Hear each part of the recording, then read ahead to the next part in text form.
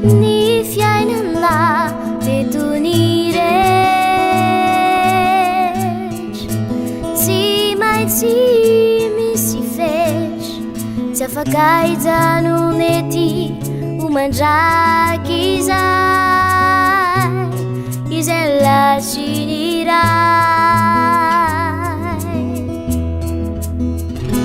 karaho avy ilay andro vatondro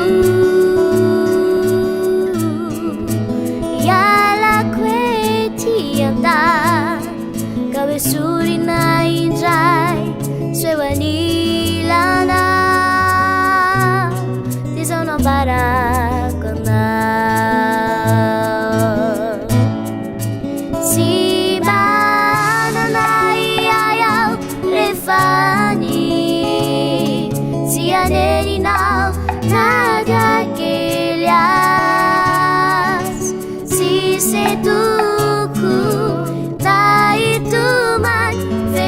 teo anilanao tety antany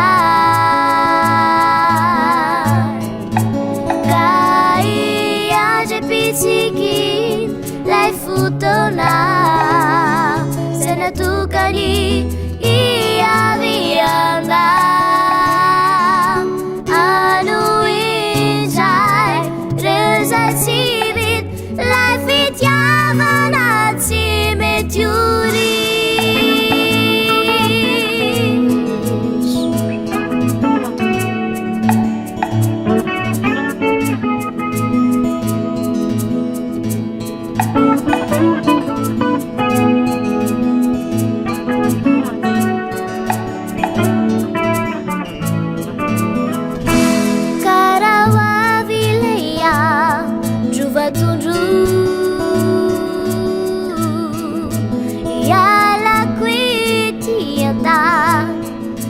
Sorina indray soevanilanao tizao nambarako anao tsy manana iaho rehefa ny tsy aneninao na dia kely azy tsisy toko